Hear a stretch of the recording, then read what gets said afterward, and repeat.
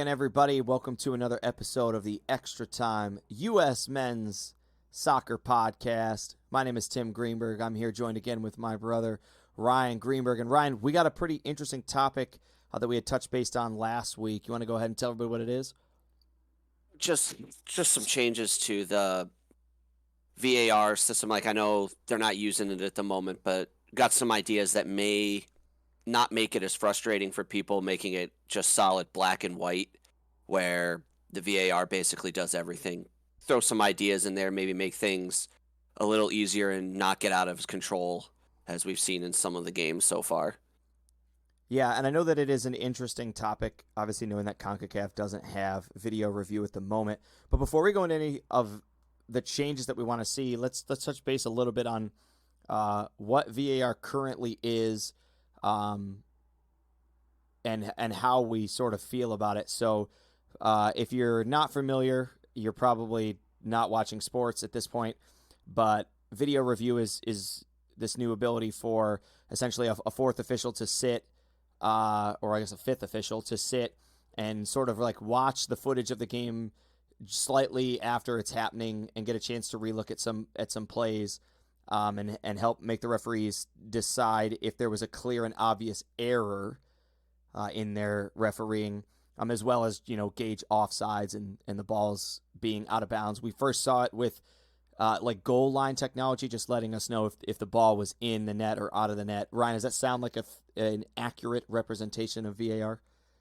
Yeah, it basically takes everything that could be controversial and breaks it down so perfectly that there's no question about it anymore. So if someone's offsides by a centimeter, VAR sees that you're offside, which takes some of the, I don't want to say fun out of the game, but before it was the linesmen had to make immediate decisions right then and there. They couldn't let the play go on. You start to see with the VAR that they're told, just let the play go. And if it's offside, the VAR will let you know and you can call it back later. But some of that results in players getting hurt because now a play that should have been offside, the referee's letting it go. Guy gets tackled pretty nasty, hurts his leg. Then it comes back, oh yeah, that was offside. Shouldn't even have happened in the first place. Right, and I mean, you touched on, that when you said those centimeters, to anybody who's looking at it thinking like, well, that seems kind of silly.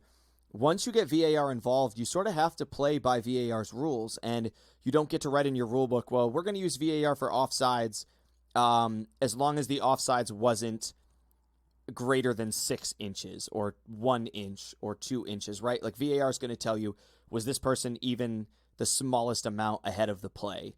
And so for things that need that black and white contrast, such as goals, the ball being out of bounds for throw-ins, even possible touches, you've seen VAR has been used in the Summer Olympics for volleyball, for challenges. It's used to most people's disapproval in the NFL, reviewing catches, and a lot of just subjective things. And so as we get into this topic, I think Ryan and I, our goal is to get away from things, I don't know, I guess that are inherently subjective, even though that's impossible because a lot of our ideas are going to fall in subjective category, but to get it away from potentially, I guess, reviewing everything and put it in the hands of the people who want to see it used, so we don't have to necessarily rely on it all the time. And the model that we're going to look at is the NHL's model with the coaching challenge. Is that correct, Ryan? Yeah, so NHL, I think, does a pretty nice job. It started with, if a coach challenged something and they were wrong, they lost their timeout, which doesn't seem that bad, but in hockey you only get one.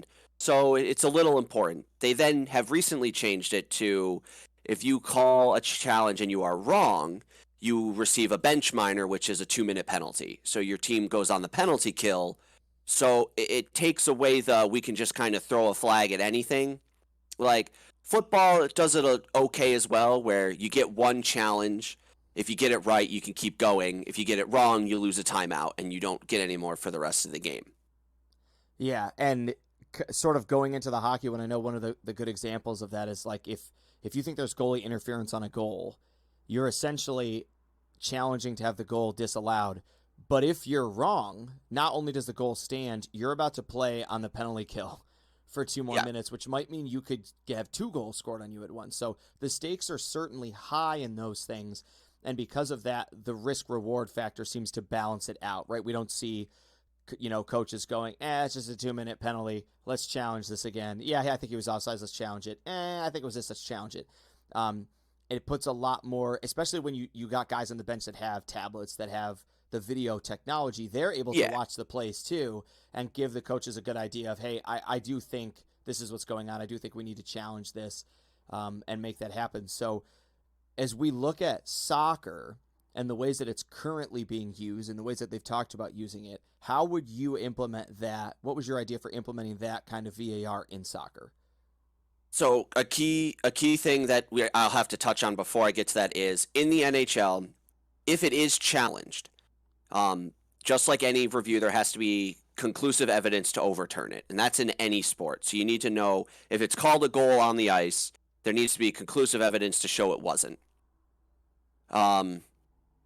So the thing with the NHLs is when something is challenged, the referees don't get these great angles, these perfect cameras that they get to watch like you do with the soccer VAR. They get a little iPad on the ice, they go over, they look at it, and they only see the angles that the game itself is being captured in. None of these fancy special angles. So they get like the on-ice level, they get the cameras right on the blue line, they get that, and they can only slow it down so much, and the cameras aren't super great, so you sometimes get frame by frame, so there's a big jump and stuff, so it's hard to tell sometimes.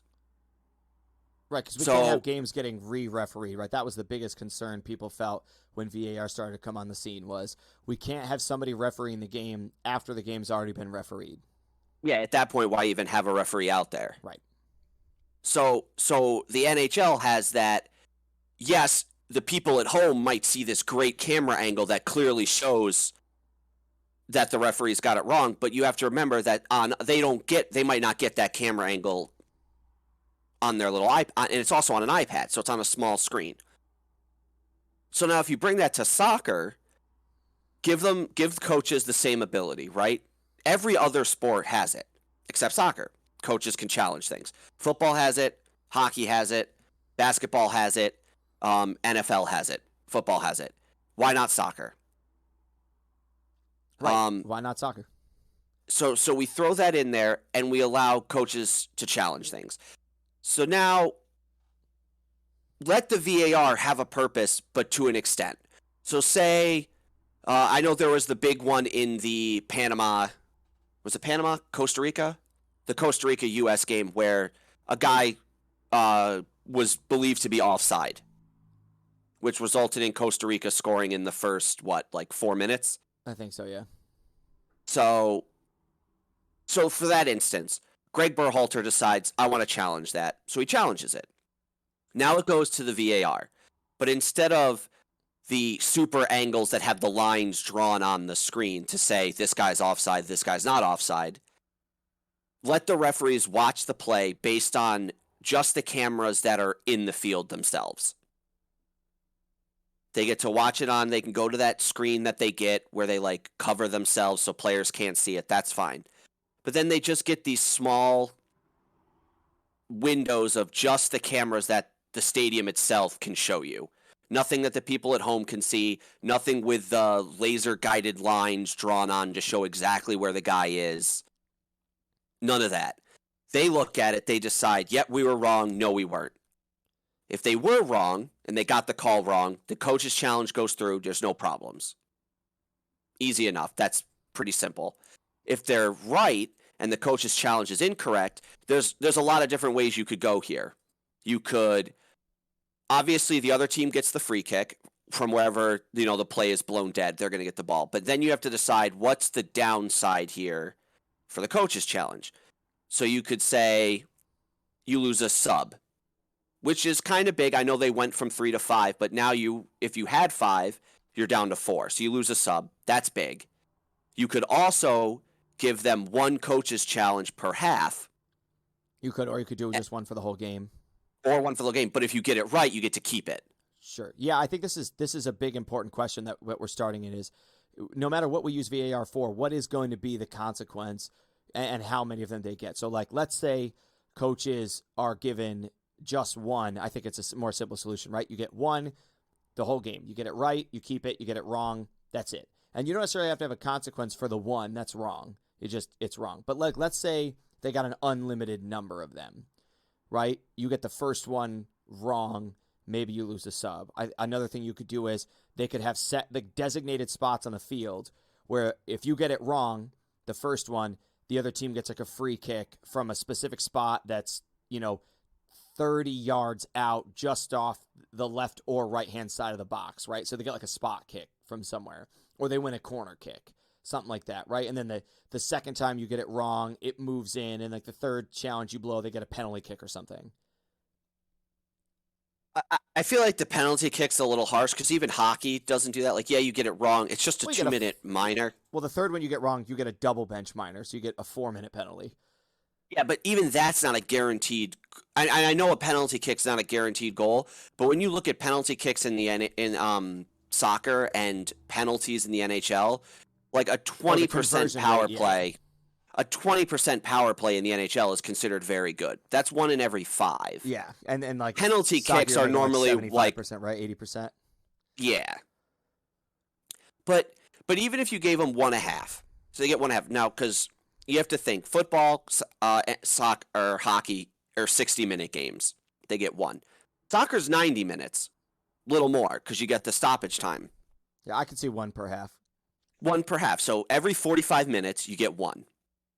If you get it wrong, you lose a sub. So now think about if you get both of them wrong. You're just back to the 3 subs you normally would have had. You're back to 3 subs. So now that means you could do the penalty kick if you don't have a sub left and you call a coach's challenge and get it wrong. Then there can be an even bigger penalty. Sure, I could see that. Right? Like you could even say your captain gets a yellow card. Yep. The other team assigns a yellow card to one of your players. The coach gets a yellow card, something like along those lines. Yeah, like you could say the captain gets a yellow card. It gives the captain role is now important. A little bit more, right? Yes, the captain's always important. They can talk to the ref. But now, if the coach blows a coach's challenge and you don't have any subs, they get a yellow card. Dude, you're gonna see some goons as captains. Well, think about if you don't allow changing of captains as much, right? Like, yes, obviously, if the guy comes off the field, right? Be like you designate a captain and 2 assistants for the entire campaign that you're about to play, and those are your correct. Guys. Yeah, so this way you can't be like, well, we'll just make this guy our captain so we can challenge something, and if he gets a yellow card, he gets a yellow card. So now it's the whole World Cup, you have the same 3 guys. If this guy's on the field, he's the captain. If he's not, one of these guys has to be. Mm-hmm. Right? And you could even just say, no, this is the guy you've designated as your captain. Even if he's on the bench, he gets a yellow card. Right, that's true. You could do it that way. Right, because this way, even if you sub him out, he could still get a yellow card. So now, if he's already on a yellow card from the game before, or even that game, he's gone. Yeah, you're and then way now, less likely to want to challenge things. Yep, and I think there's ways to get around it without making it very obviously. We might as well just challenge it because there isn't that bad of a penalty. Right, like finding the balance is going to be the key. I get losing a sub isn't that bad, but look at the NFL. All they lose is a timeout. Yeah, but right, and like timeouts are very situational, right? Like they're huge if the game is close and you don't have the ball and you're within 1 score. Correct. Right? In soccer, I could see the same thing, right? Like if you're in the quarterfinals of the World Cup and you need to make that substitution, but your guy gets dragged down in the box and they don't call it, it's worth you going, you know what? I'm risking that sub to have this thing get called. And I think that sort of brings us into a more important, right, the next part of this VAR, which is what do we want to see be able to be challenged, and what would we like to see that's currently being reviewed not be reviewed? And so this is how sort of I drew this up. I thought about this, since you brought it up to me a couple weeks ago, in that if we implement this system, right, I want to see the offsides one just go away. I just want to see it gone. I want to see the penalty kick reviews gone. I would like to see all VAR usage outside of very clear black and white, where was the ball, right? So if the ball was out of bounds or if the ball was in the net, those two can stay on indefinitely. But I want the coaches to be able to decide, do I want to challenge the penalty kick, right? Do I want to challenge, like we talked about, yellow cards, the blatant yellow or red cards, right? Because some of those have pretty objective rules, right? Guy coming in studs up, comes in from behind. Did he win the ball first? And you can slow down frames and see, did he actually make contact with the ball first? What did his contact look like with the player? And those are worth slowing down to a point where the referee couldn't see them just to make sure the call was right. But it's not worth, I mean, even this morning in the EPL on the West Ham game, a guy just jumps in front of a tackle on the far corner of the box right by the end line. And he's like diving through the air. He kind of gets bumped, but he's got no play on the ball. And even if he touches the ball, he's certainly not going to settle it and keep it in bounds. He barely gets hit, and the guy's like flopping on the ground begging for it, and they're going to VAR. There's no way it's going to be a penalty. There's no reason to look at it. They wind up not calling it a penalty anyway. But it was one of those, like, if your player on the field is that convinced that it's a penalty, then go ahead, take your challenge. Because it's going to stop a lot of that nonsense of the referee, with his hand up, he's got his hand on his ears, telling everybody, hold on. They're talking to me. All right, we're going to do this. Or like, oh, I'm going to do the box thing. I'm going to walk over here and just go take another look at it. No, we don't need you taking another look at things unless the people on the field do. And I know it doesn't make it perfect, but at least it puts the usage of VAR in the hands of the people who are directly affected by it. Yeah, so there's a lot of ways. I do agree with you that balls being across the goal line, balls being out of bounds, those can stay with VAR. Now, most of the time, the referees get it right. They're unbelievable. Like, that's something I've always talked about with hockey, with soccer. They're normally right. Right. There are things they will miss. Like, they're never going to miss offsides. They hardly ever miss offsides. So to me, it was like, we don't need it. Yeah. They get them right most of the time. They're so good at what they do, and that's something you can probably leave and with the VAR, with the goal line and the out of bounds, and you probably won't use it that much. But I agree with you. So now the other thing we have to think about is, so there's a tackle. So let's go back to when Aronson was tackled in Jamaica. Oh, right? Yeah. Guy rips the that sides. happened. Happened earlier to Buzio. There's a yellow card. You look at the one on Aronson, right? Okay, so now if the coach does challenge that, what is he challenging? Is he challenging just a yellow card? Is he challenging for a red card? Because the foul was already called. There was just no card given. So if you want to, you could still challenge. Are we saying you could still challenge that, saying that deserved to be a yellow card? I like this question, and I think that you're alluding to something really good, which is that in that situation, that creates pretty dangerous territory, right?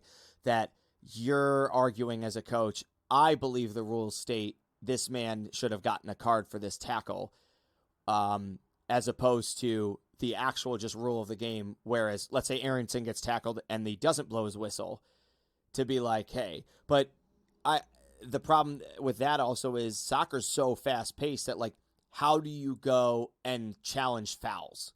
Unless a foul is committed, like, in the play, right? So, like, if Aronson gets tackled and they don't call it and Jamaica goes right down and scores, Berhalter can say, no, we got to disallow that goal because at the start of the play, but then you get into the subjectivity of when did that play start, right? Soccer's got a lot more fluidness than other sports.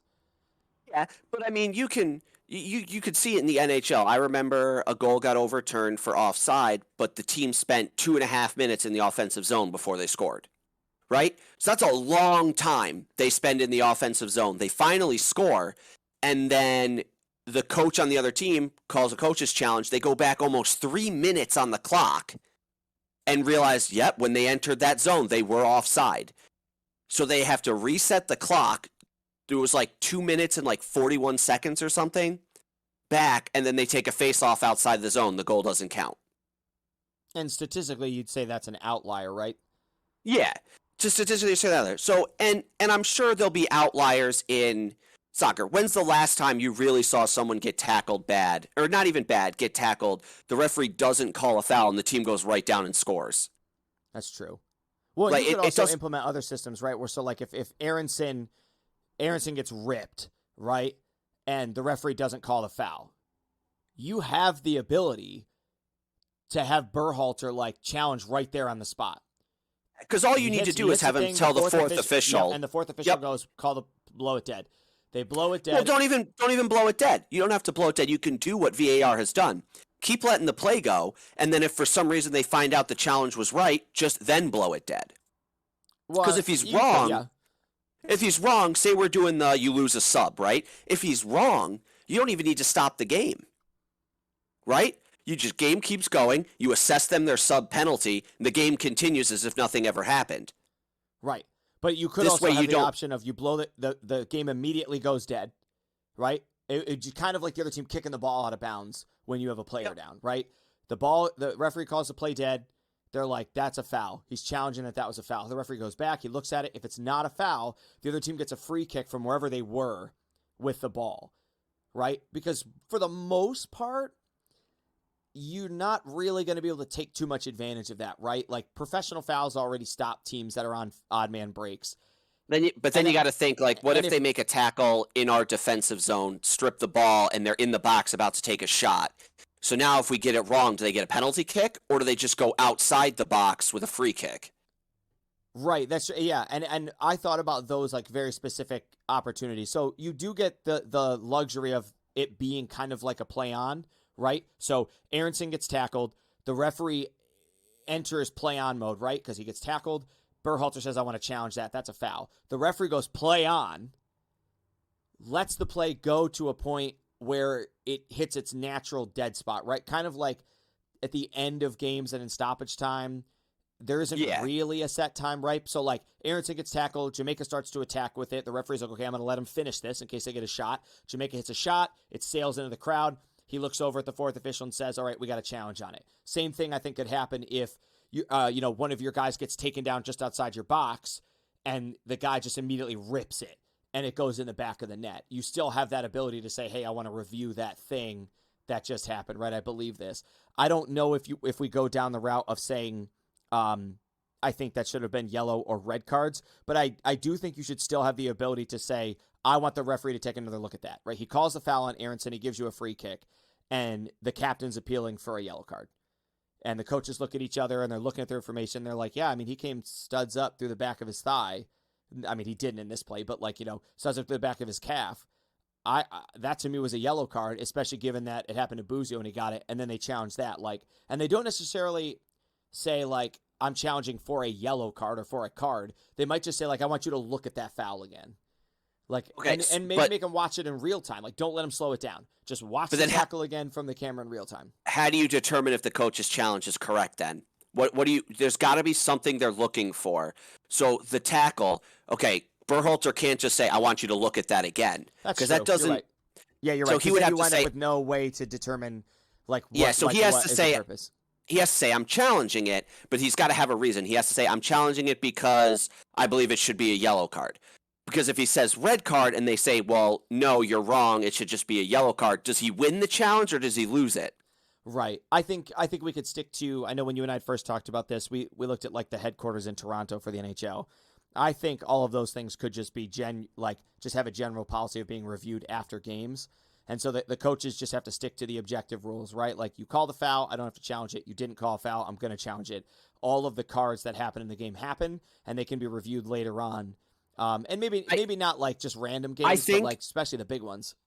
Yeah, I think not blatant, but I think pretty violent, not even violent tackles, but I think when you look in the rules, there's pretty specific things that say, if you do this, you get a red card. Right? Right. Attacking someone's face. That Neymar clip that I showed you, right? Where Neymar walked up to the referee and he just chest bumped him as hard as he could and got right in his face. If you read the FIFA rule book, you make contact with the referee in an aggressive manner, you're gone. Correct. You get a bare minimum, you get a yellow card.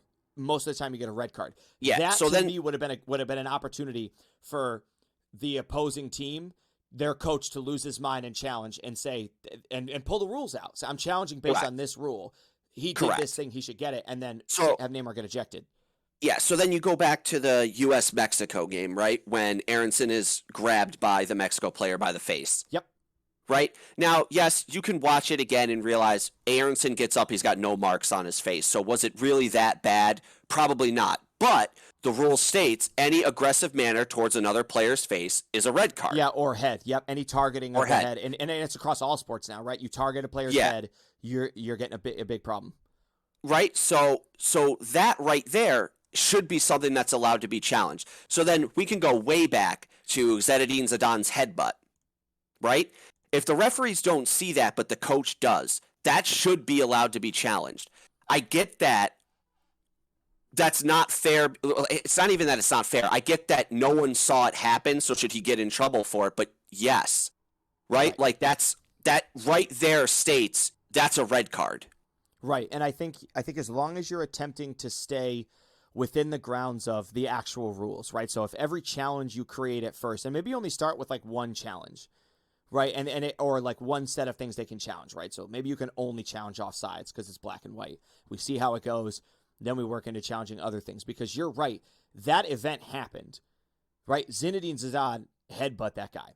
You don't have to challenge and say, I want this guy ejected, or I want this guy to have a red card, or I want this guy to have a yellow. You could simply just challenge and say, like, that's a foul. I don't care what the result is other than that's a foul. The rules say you're not allowed to do that.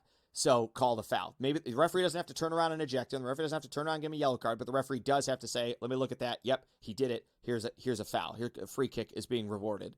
Yeah, and I think you can get away with some of them, like you could challenge for certain red cards, because I think there will be scenarios where referees, like, it does not happen often. I mean, the one in the USA game is one I can think of, and then the Zinedine Zidane one, which he did get a red card for.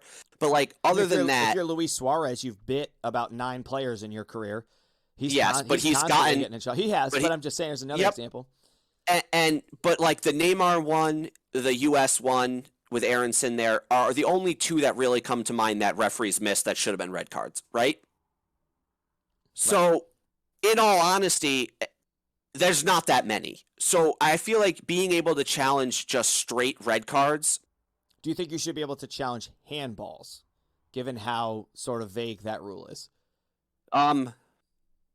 So that's again, let it be a VAR challenge. If you think the guy played it intentionally, like illegally handled the ball and his arms weren't in a natural position, and you feel like you're going to get it right, challenge it. But again, there has to be a negative side if you get it wrong. So you lose the subs, your captain gets a yellow card, or right, like something like that. Obviously, the other team, if you're wrong, is going to get a free kick from, just say, wherever the play stopped, or from wherever you thought the foul was.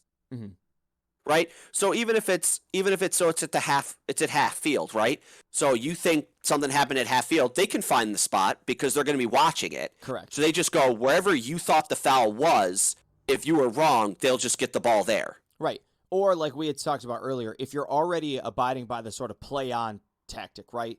The foul happens, you touch the fourth official and say, I'm challenging this. The referee gets notified. And again, they have video.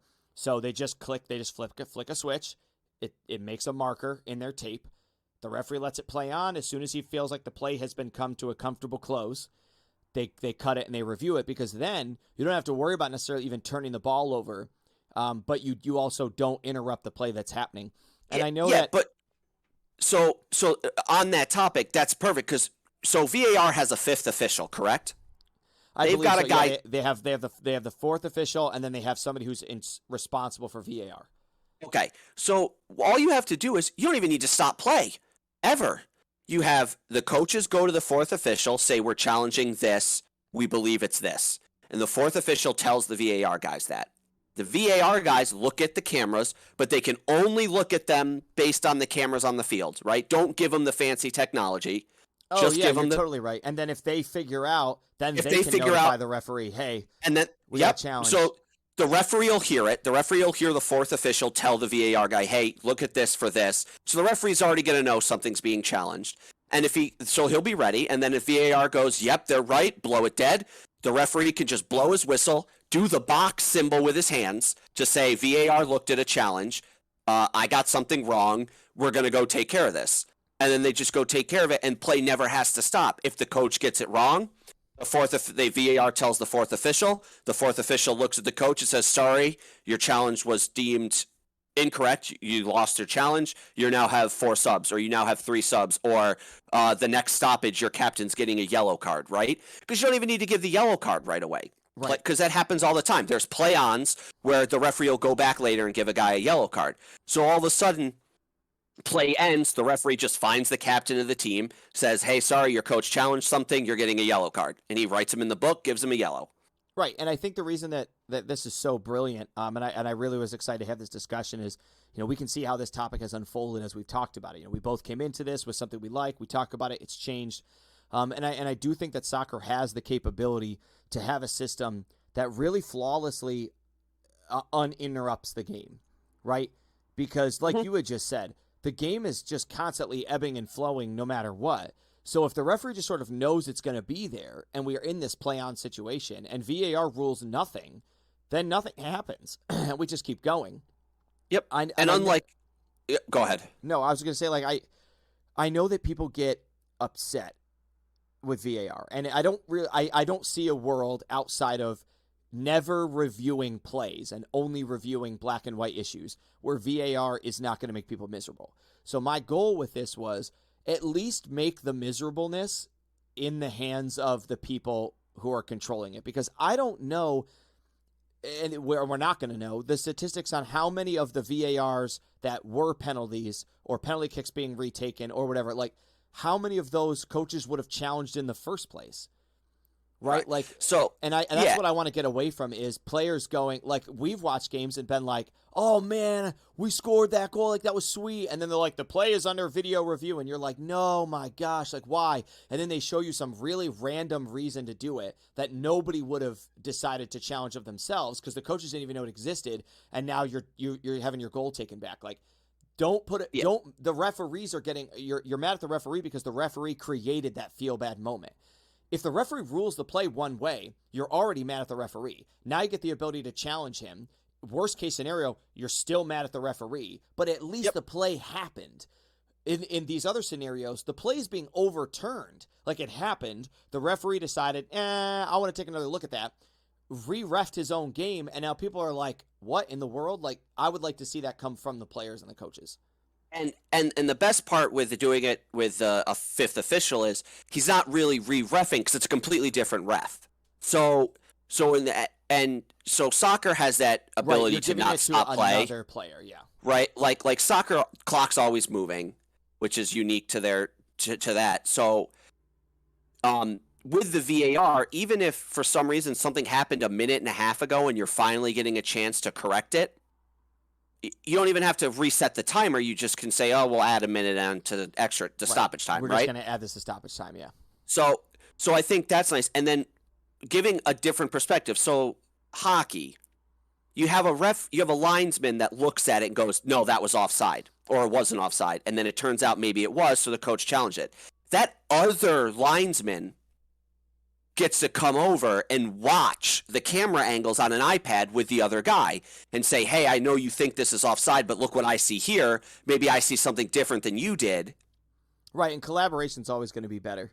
You don't have because the referee has a gut instinct. Like he made a call for a reason, and he's going to stick to it, and he's going to need a lot of evidence to overturn it. Whereas sometimes just having a VAR guy who's watching from up top can go, yeah, I know why the referee didn't see that. Right, like with the Aronson eye gouging thing. We know why the referee didn't see it, because he's looking in the eyes of the Mexican player. He's too close. But to us watching through the camera lens, we're like, how do you not see that? And so to have that fifth official go, hey, they're right. I'm watching this thing happen. I've looked at the rule. This is pretty clear and obvious. You need to hand this guy a bare minimum, a yellow card. And it's happened a couple times in the NHL where you'll hear the announcer say, yes, we're looking at this camera angle and it looks blatantly obvious that the referee's got it wrong. But then they go, they don't have this angle. Correct. They don't have all the angles we have on TV. Right? So you'll watch one where they're like, team's challenging that it was in the net, right? And they'll show you an angle that's like from inside the goal, where it's like this camera angle that's like perfect and you can see the puck just barely cross the line, right? But then they say the referees don't have this one.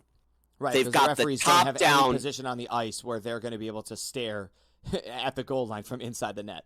Correct. So they've got the one that's like above the goal, but then if there's guys piling up in the net, you don't see it. So there's a lot of times where things don't get overturned because, yes, our camera angle at home might be like, wow, how did the referees miss this? But then you look at the ones, then they show you like the 3 angles the referees have, and you're like, oh, that's how they missed it. Right. So you could put that in soccer, right? Give them only certain camera angles that a referee would be able to see, right? So like from the sides of the field with linesmen, from like above the referee, because there's a camera above the field, right? Mm-hmm. So you could put a camera at the referee's position and be like, this is what the referee would see from his position. And then get the ones that are like on the goal line to make sure if the ball went over or not. Like some pretty easy ones. But I'm pretty positive if there was a camera on the linesman on the side of the field and the coach challenged the Aronson eye gouge, it would have been able to see it. Yeah. Because there's no one obstructing that. Right. And it's things like that. They don't need thousands of camera angles. They don't need perfect camera angles. Just give them the ability to look at again for things that are pretty obvious. Because even in other sports, just because you challenge it and it looks like you got it right, there needs to be conclusive evidence that you were right. Yeah. And I think one of the disclaimers that we should make, maybe I should have made it earlier, is that most of the examples that Ryan and I are bringing up are player safety issues. So out of all of the challenges that I felt like the United States should have been able to make, all of them were regarding the safety of players. They were from tackles that I felt were dangerous, and I wish that the United States had challenges in an effort to keep the game under control. I didn't really find any offense to potential fouls outside the box, inside the box like that. Like, I feel like Ryan and I are, the referees get it right most of the time. And that's why I like the challenge system, because you're going to have lots of games where you never use it because, like you heard as a player, the best way to put the referee out of the game is to put the ball in the back of the net. So you're up 3-0, you're probably not seeing any challenges. So a good instance of where VAR would have been helpful, where a coach's challenge would have been helpful. Hand of God goal. Mm-hmm. So we go back to Maradona scoring his infamous goal where he basically jumps up and hits the ball with his hand above his head. Yep. Every player on the field on the other team that was near knew it was a handball. Right. The referees didn't see it. They counted the goal. There's nothing you can do, right? Just think of a moment like that now, where even back in the one World Cup where Suarez swatted against Ghana, swats the ball off the goal line with his hand, gets a red card, gets thrown out, Ghana misses the penalty. Yep. Right? The rules state that the referee can award a goal. Correct. The referee can, in that situation, because I remember we looked this up because I was mad. I was real mad. The referee can, if it was so obvious that if the hand wasn't there, there was no other option than for the ball to be in the back of the net. The referee doesn't even have to call a foul. The referee can just flat out award a goal. So now go back to that moment, you're Ghana's coach. Do you challenge that? I think you do. I think that's the exact point where a coach's challenge is important. Right. You throw that, like, you're not even, his hands a foot over his head. Yeah.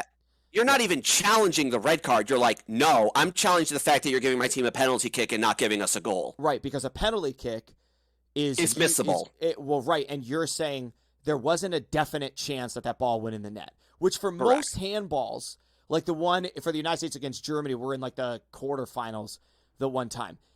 The Germany guy's on the post. He kind of sticks his hip out. Yeah, his hand's over there like,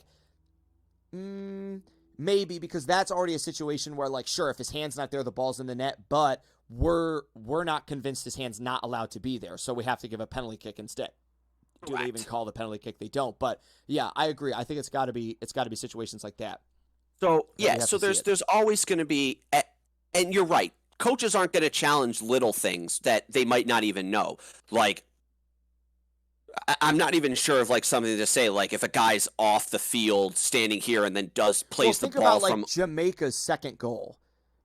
That's not something I'm viewing people challenging, right? Like, he goes up, he wins the header, and it's in, and the referee's already blown the play dead. I mean, what? Like, that's not a situation I want to see it get challenged, right? Well, there's no foul there. What? Like, that to me is like that's not where I want to see it going. I don't want to see in situations like that. Correct. But like I said, if you give them one per half, and if they get it right, they can reuse it. Right? Because you don't want to like be like, hey, cool, you got your coach's challenge right. You don't have one now. Right. Right? Like that's the only thing that happens. The play goes your way and you lose your challenge. That seems like you're not really benefiting. You are because you got the call right, but at the same time, like, why lose your challenge? So I think one per half is fine. And I still think losing a sub is pretty big, especially now that we're up to 5, because you see almost every team makes those subs. Yep. And I think if you don't, we got young guys, so. And I think if you've already made all your 5 and you challenge in the second half, even the first half, and you get it wrong, I think captain gets a yellow card. I think that's fine. And obviously, wherever you're making the challenge of something happened, the other team would get a free kick from there. I agree. All right. Well, we'll look at we got one more topic here. We're not going to linger on it too long. I know we touch on VAR a little bit longer than we wanted to, but while I still got Ryan here, let's talk about the thing that's going on this weekend with our U.S. Men's BioSteel Male Athletes of the Year and the nominees. And the best part about this is Ryan has not. I have not looked at it. Yeah, he has not. He's not seen any of these nominees yet. So I'm going to go through and list the nominees. Ryan and I are going to talk about them real quick and let you know who we think should be the winners. And we'll get this podcast wrapped up. So the first contestant here, the first nominee is Wesley Mckinney, one of our midfielders, Wesley Mckinney. I had an absolute great season. I got no complaints that he's a nominee. The second nominee, Christian Pulisic, again, forward, midfielder for the United States, just been playing phenomenal. Third nominee is Kellen Acosta. One of our fourth nominee here is Matt Turner, our goalie. He had an absolute great season, both in MLS and for the national team. We have Miles Robinson and Brendan Aronson. Those are our nominees for the U.S. Men's National Team Male Athlete of the Year. I am not going to take into consideration their contributions to club teams or off the pitch, which I know USA Soccer, I believe, is. For me, there was only 2 possibilities, and I know that it seems kind of crazy. I think all of these players had great seasons. I think all of them had great years. I think they're still continuing to have great years. But to me, it was Wesley Mckinney or Christian Pulisic. I don't think either one of anybody else even comes close to rivaling what Christian Pulisic and McKinney have done for us on the pitch. What do you think? I was actually probably going to take Pulisic out of it, mostly because he spent the last more important parts of the season hurt, which I know isn't against him, but like World Cup qualifying, he's played, 2 games? Right, and that was sort of my thought too. Was like, yes, he's a quality player. Yes, he's probably the best player that we have on our squad.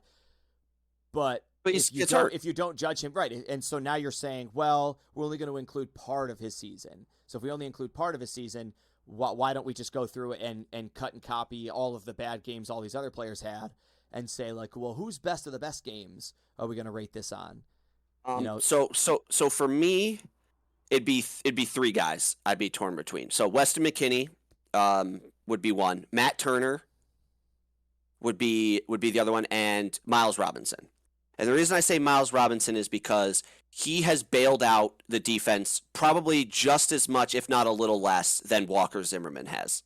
And I'm surprised Walker Zimmerman's not on that list for that reason. That was one that I noticed. Walker Zimmerman was somebody I would have liked to see on this list. So Miles Robinson, he's got speed. He's young. He's got good ball sense, good game sense, and I think he helps out a lot in the defensive third. And just if guys get beat, he's so fast that he can get back and cover, and that's so helpful. And he's done it a lot.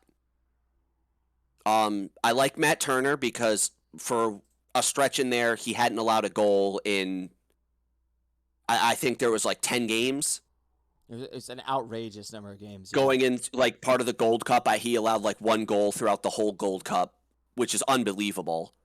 Mm-hmm. So I understand why he's on there. He's a great goalie. He's a little weaker with the ball at his feet than Zach Steffen, but he is much – maybe not much better, but he is better with the aerial saves and the full extension, stuff like that, which is very helpful. And then Wesley McKinney, if you haven't been watching U.S. soccer, I'm not sure how I can tell you that this guy probably should win it. But if you've been watching, you understand why this guy's most likely going to win it. I mean, Christian Pulisic will probably win being the captain. I don't think he should be on there being hurt. So I personally would pick Weston McKennie to win, with a close second, Matt Turner. But Weston McKennie has been just running the midfield for the U.S. when he's in there. He doesn't take crap from anyone. He stands up for the team. He's strong on the ball. He's fast. He knows what he's doing. He's one of our. He might be our best midfielder if you don't count Pulisic as a midfielder and you count him as more of a striker. Yeah, and everything aside, I think I wouldn't be surprised if I saw the U.S. soccer pick Christian Pulisic. Right? I mean, the media's calling him Captain America. We know that the English Premier League, we're going to get into politics here. The English Premier League has a substantially better reputation than Liga 1 and La Liga and the Bundesliga. So, you sort of want to promote U.S. soccer by saying Christian Pulisic is going to be our player of the year. He scored big goals against Mexico constantly. He's make a big impact for Chelsea. He's just it, right? Like he's like the first guy to do it, and he's great. But if we take away the fact that this guy was hurt, right? Sure, okay, let's take his injury aside. Sure, I'd pick him as the winner too. But I want to factor in the fact that this guy was hurt. Weston McKennie. You still might even pick him because he's been hurt. Like correct. You still might, right? Like he's over. You could take that into his advantage, right? He's overcome this injury. He's still dominating. Well, not even that. Like he's been out. He's been out for all these games, and he still performs so much better than certain players. So why shouldn't he be? Right. And it hurt me to kind of go this route, but I sort of agreed with you. My vote was Wesley McKennie, and I went with Wesley McKennie just because he has been a monster and a powerhouse for us in the midfield. He has held the team together. Yes, he's missed games. Yes, he did some silly stuff that got him, falling out of grace with Greg Berhalter. Berhalter gave him a chance to come back in. He's still a big impact player for Juventus. Juventus's coach likes him. He's getting time up front. He's creating chances. He scores goals for us. And there's a huge difference in our roster and our squad when he's there and when he's not there. So I wouldn't be upset with Christian Pulisic winning or Weston McKennie winning. I like that we have 6 nominees. I think that the nominees are great.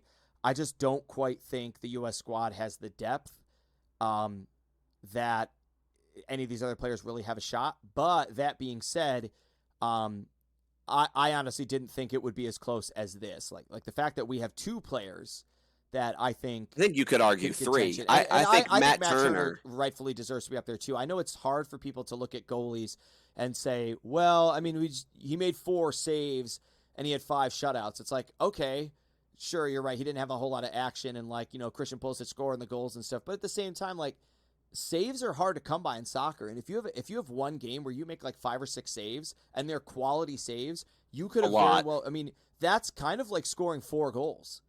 You know what I mean? Because you're keeping 4 out. To put it in perspective, if anyone watched any of the MLS, the first round, Seattle lost in shootouts, but the start of the game, throughout the game, they had 21 shots on goal, or not on goal. They had 21 shots, 8 or 9 on goal. They didn't score. They lost in shootouts. No one scored throughout the whole game. That means the goalie for their team made 9 saves. That's a lot of saves in one game. Correct. It's a lot of saves. So, most of the time you see a goalie make 1, 2, high-end 4 saves. That's a lot of saves for a goalie for games that are normally evenly well-balanced. Mm-hmm. What was Tim Howard's record? What we played against? Was it Belgium? Oh, God. Who was it? I don't know. He just had an insane number of saves. It was 17 or 19 or something like that. And I know 16. 16. And I know a lot of those saves were obviously a save's a save, right? If you're not there, it's going to the net. A lot of them were grounders. Some were hit right at him. But he had some studly saves in that game. Yeah. Yeah. I'm just going to look up what a soccer goalie's average saves are in a game. The average saves... Oh, that's the save percentage.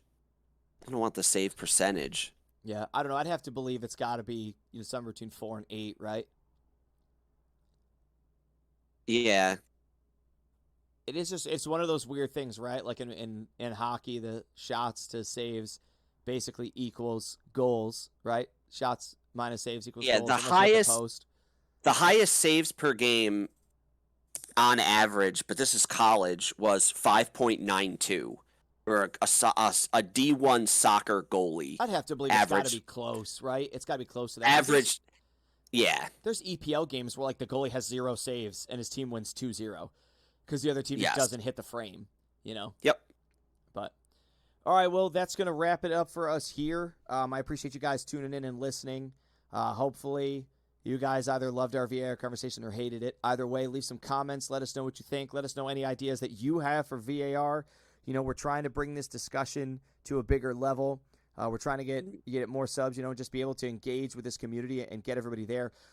Some kind of off-topic exciting news. We are attempting to get tickets to the USA El Salvador game out here in Columbus. And if we do, Ryan and I might be bringing you guys some footage and some podcasts from there at the stadium. So we'll keep everybody posted. We want to thank you guys for tuning in. Go ahead, like, share this.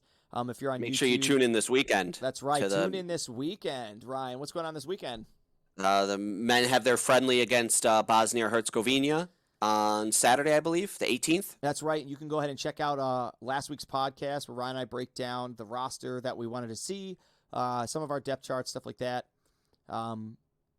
Stay tuned. We will be back with you guys next week. Again, thanks for tuning in. Go ahead, leave a comment, share, like, subscribe. Thanks for tuning in to the Soccer Podcast. I'm Tim. That's Ryan. We'll see you guys next week.